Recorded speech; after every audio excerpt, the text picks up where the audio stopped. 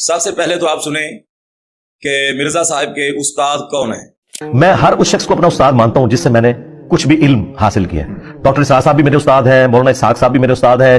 آپ نے سن لیا کہ مرزا صاحب کے استاد کون ہیں۔ آپ ان استادوں کا موقف سنیں الہام کے بارے میں، اس کے استاد کیا کہتے ہیں۔ کیا کشف کی کوئی شرعی حیثیت ہے اور صحابہ کرام رضوان اللہ اجمعین کو بھی کشف ہوا کرتا تھا؟ کشف کا لفظی معنی کھول دینا۔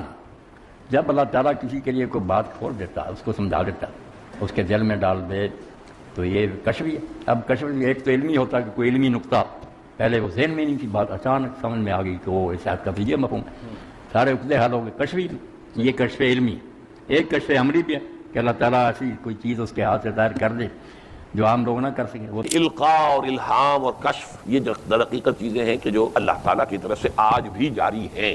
جو اللہ کے نیک بندے ہیں انہیں کشف بھی ہو جاتا ہے، بعض حقائق کا علم ہو جاتا ہے بغیر کسی ذریعے کے، ہو سکتا ہے، عین ممکن ہے اب بھی۔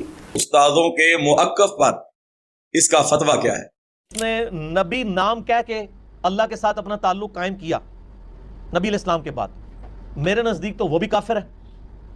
اور جس نے نبی کا نام لیے بغیر کشف اور الہام کے نام کے اوپر اللہ کے ساتھ اپنا تعلق قائم کیا، وہ بھی کافر ہے۔ بالکل ہمارے نزدیک کوئی بھی شخص نبی علیہ السلام کے بعد یہ دعویٰ کرے کہ اس کے پاس کوئی غیبی خبر آتی ہے الہام یا کشف کے ذریعے، تو وہ دار اسلام سے خارج ہے۔ بالکل اس میں کوئی دوسری رائے نہیں ہے جی۔ بسم اللہ الرحمن الرحیم۔ مرزا صاحب کی بونگیاں تو آلریڈی شروع ہوتی ہیں، لیکن کئی مرتبہ ایسا ہوتا ہے کہ اس کی بونگیوں میں اس کے بابے اس کے استاد بھی پھنس جاتے ہیں۔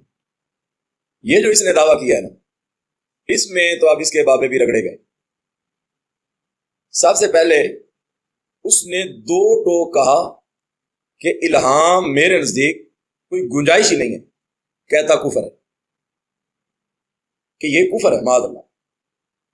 اور سب سے بڑی جرت یہ ہے کہ اس پہ کوئی ریفرنس بھی نہیں دیا۔ اب اس کے چاہنے والے فالوور اور خود یہ ہر بات پہ ریفرنس اور خود لوگوں کو کافر بنا رہا ہے، اور اتنا بڑا فتویٰ لگایا کہ امت میں کوئی بچتا ہی نہیں۔ اب یہ دن رات اس نے روڑا ڈالا ہوا ہے کہ جی بریلوی دیوبندیوں کو کافر کہتے ہیں، کتابوں میں لکھا ہوا ہے دیوبندی بریلویوں کو کافر کہتے ہیں، وہابیوں کو کہتے ہیں۔ اب جی مارکیٹ میں کتابیں موجود ہیں۔ جو بات اس نے کی ہے، اس میں نہ کوئی بریلوی بچا، نہ کوئی وہابی بچا، نہ کوئی دیوبندی بچا، نہ کوئی شیعہ بچا، یہاں تک کہ اس کا بڑا ابن تیمیہ بھی نہیں بچا، کہ سب اس کو جائز مانتے ہیں۔ الہام کیا ہے؟ القاء مانا بطریق الفیضی، فیضان اللہ کی طرف سے کوئی بات آپ کے دماغ میں آ جائے بغیر کسی ذریعے، تو یہ الہام۔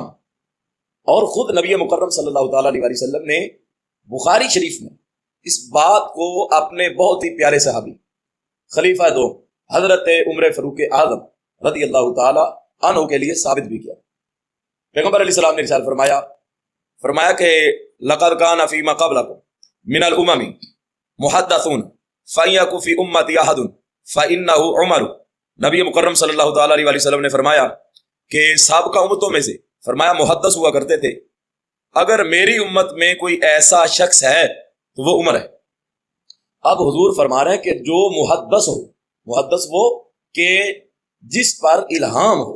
محدث سے مراد یہ ہے کہ اللہ کی طرف سے الہام ہوتا ہے اور ان کی زبان پہ اللہ تعالیٰ حق بات کو جاری فرما دیتا ہے۔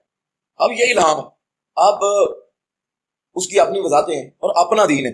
صاحب لگاؤ کہ وہ کہہ رہا ہے کہ اب میرے نزدیک یہ ہے، تو مطلب یہ ہوا کہ جس نے اپنے استاد کو کافر بنایا اور اپنے بابوں کو کافر بنایا، تو اب دوسری امت تو اس کے لیے بالکل آسان ہے کافر بنا۔ تو آپ دیکھیں واضح حدیث ہے، اس کے بعد کیا ضرورت کی؟ اس حدیث کا اس نے اپنے اعتبار سے ترجمہ کیا ہے، اپنے اعتبار سے، نہ عربی کا پتہ نہ گرامر کا پتہ، پوری امت مسلمہ کے ترجمے کو بدل دیا۔ اس میں جتنے بھی مکتبہ فکر کے ہیں لوگ، سب نے یہی ترجمہ کیا کہ اگر میری امت میں کوئی ہے تو وہ عمر ہے۔ وہ کہتے ہیں اگر ہوتا تو عمر ہوتا۔